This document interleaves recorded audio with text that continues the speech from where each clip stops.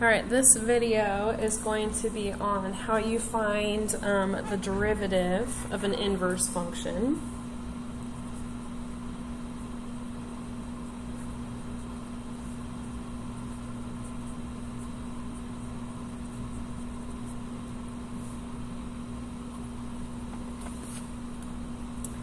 So the first thing that I would like for you to write down is if f has an inverse g,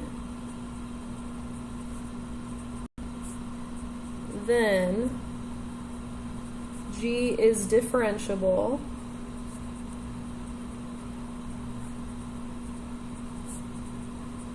at any x for which the derivative of f evaluated at g of x does not equal 0. And we will address that more later. I just wanted you to have it written down. So, first we're going to look at a pretty straightforward example of a function. We're going to find its derivative. We're going to find its inverse, and we're going to find the derivative of that. So I'm going to say we're looking at this parabola where x is greater than or equal to 0. So we're only looking at the right half of the parabola. So the first thing I want you to do is find the inverse function.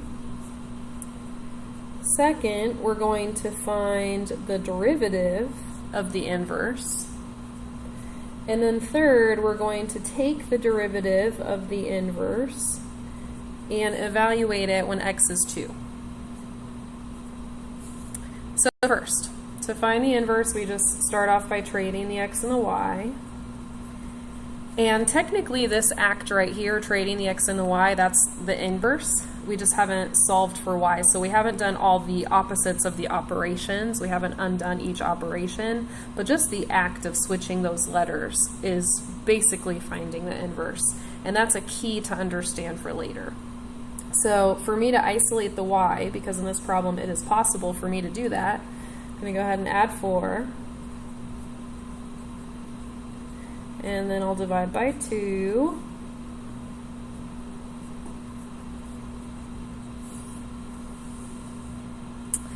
And then I'm going to go ahead and square root.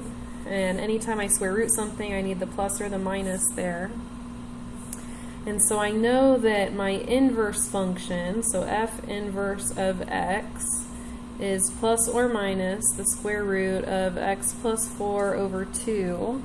And since I know that my original problem was just talking about the right half of the parabola, then that means that for us, instead of using the plus and the minus version, we're only going to use the plus version. That's what makes this a function. All right, so there is my inverse function. Second, I want to find the derivative of that. So for this to be a little bit easier, I'm going to go ahead and think of this. I'm going to separate this x plus 4 over 2, and I'm going to think of it as 1/2 x plus 2. And then I'm going to take this radical and think of that as an exponent of 1/2. And I'm just going to do that because it would make it easier for me to take the derivative of this if I'm doing the chain rule. And then this part inside is a little bit easier if I don't have to do the quotient rule. So basically I'm just being lazy. So now I can go ahead and take the derivative, and I'm going to go ahead and do the chain rule. So 1/2 gets put in the front,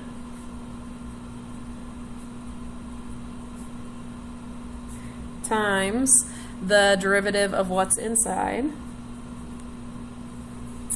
And then I'm going to make my answer look a little bit tidier. So I can see I have a 1/2 times a 1/2, which is 1/4. And so I'm going to leave a 1 on the top, and I'm going to put a 4 on the bottom. And the reason I wrote my fraction like this is because I can see that this right here is a negative exponent, and that means that what I'm about to do needs to be on the bottom of the fraction. And that's an exponent of 1/2, and so that means I've got a square root.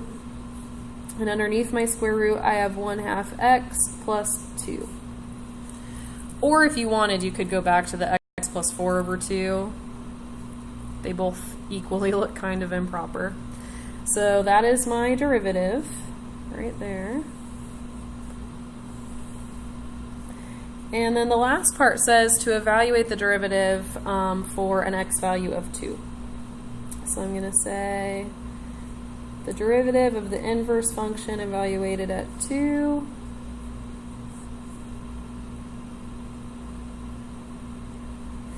so 1/2 of 2 is 1. 1 plus 2 is 3. So this is 1 over 4 square roots of 3.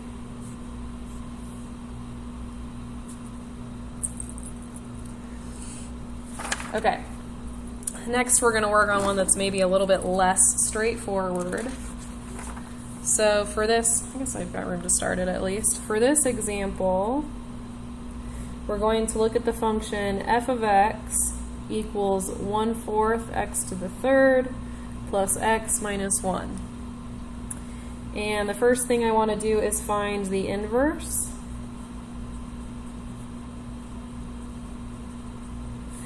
The second thing I want to do is find the derivative of the inverse.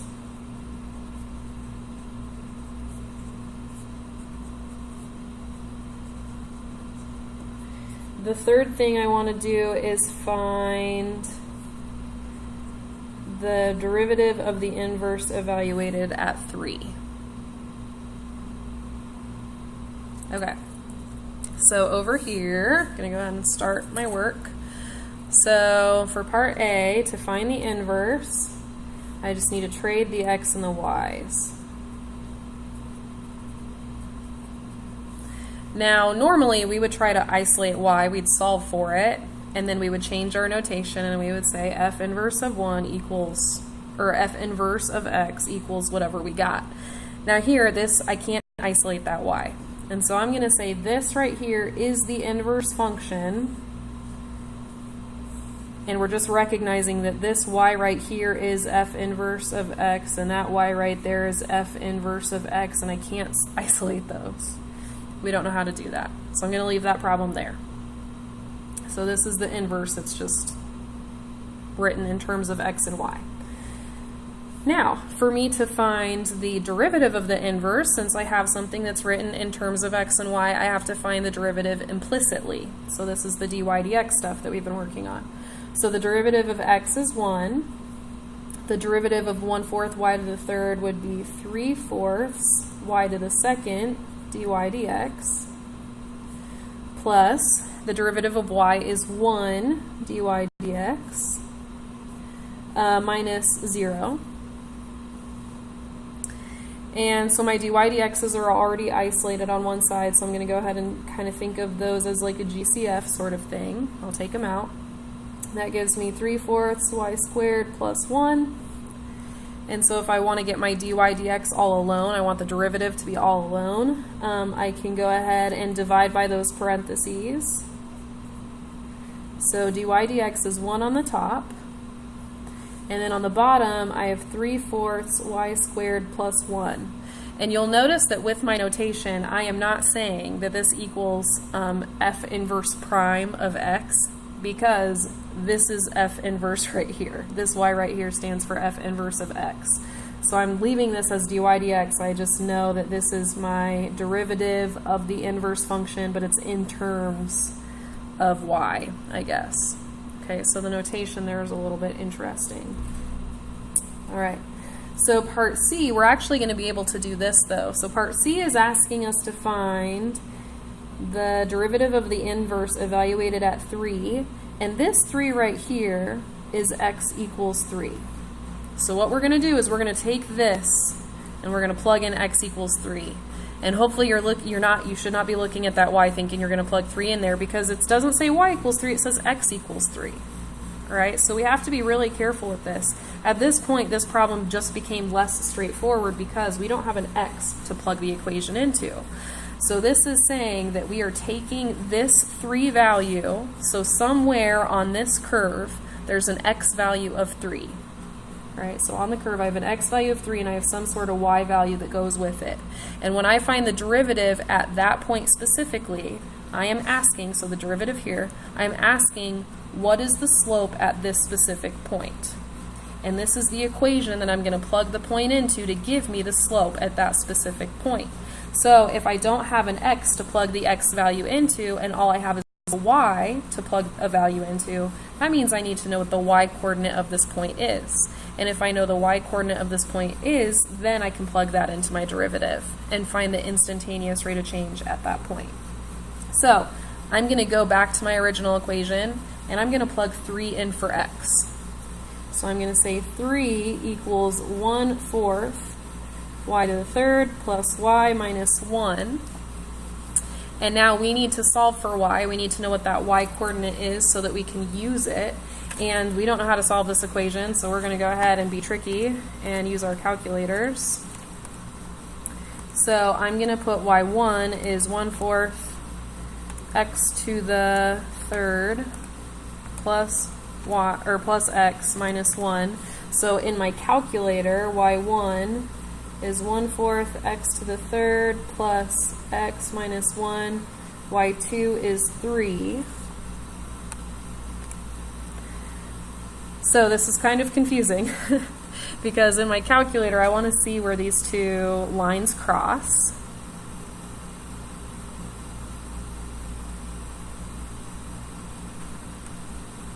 So if you look at the intersect function on your calculator, then I can see it's about right there, and you don't have to get right on it to find it.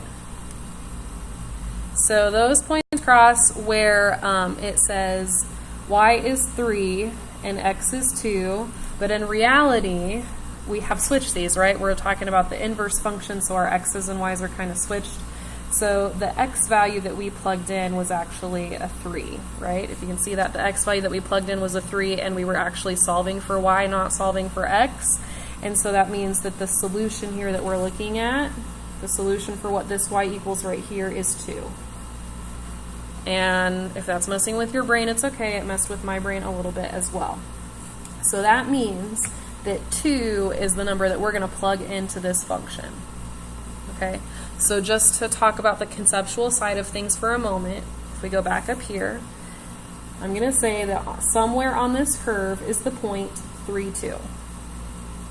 And when they asked us to evaluate the derivative of the inverse at 3, they were asking us for the instantaneous rate of change of the inverse at the point 3, or it happens to be 3, 2.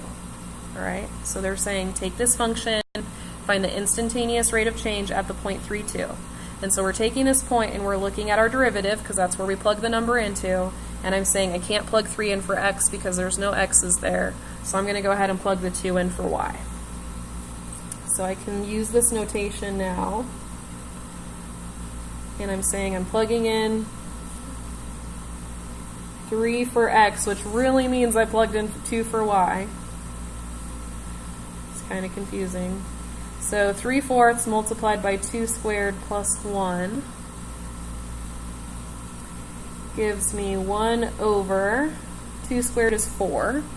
So 3/4 multiplied by 4 is 3 plus 1, and so that should be 1/4.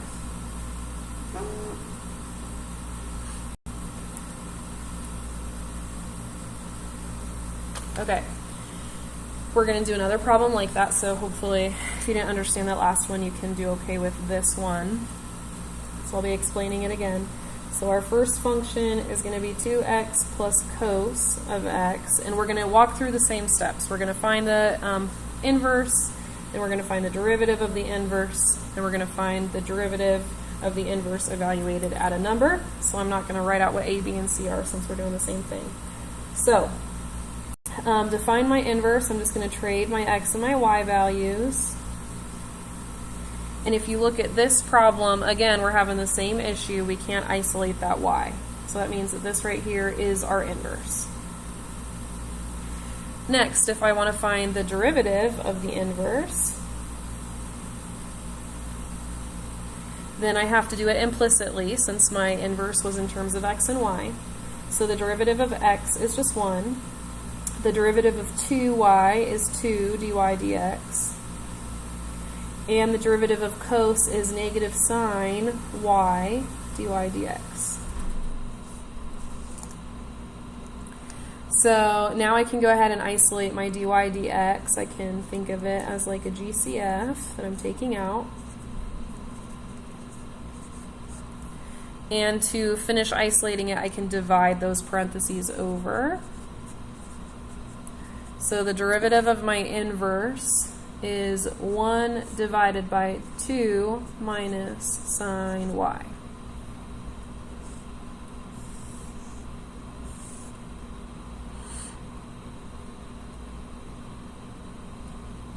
Okay, so last we're going to take this particular problem. I'm going to see if I can keep this on the screen. We're going to take this particular problem and we are going to evaluate the derivative at 1.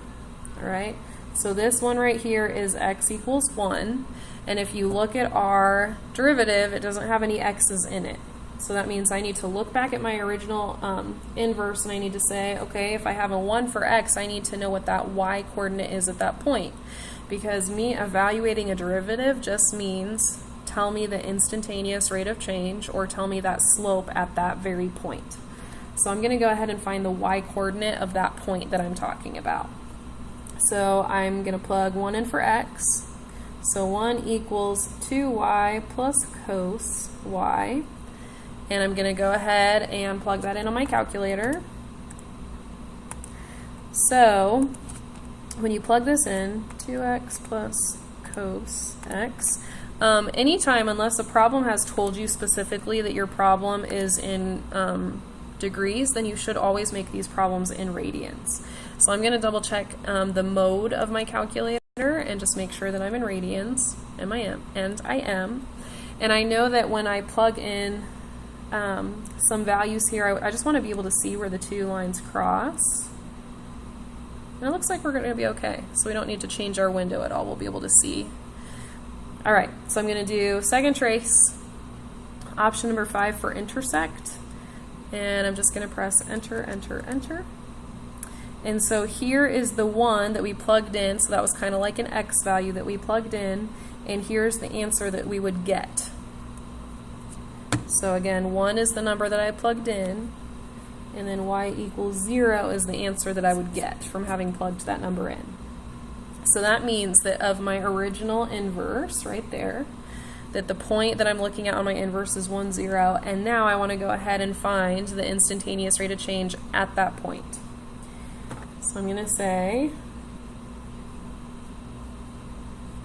my instantaneous rate of change at that point I'm going to find by plugging in the x value for x if I have one and the y value for y if I have one.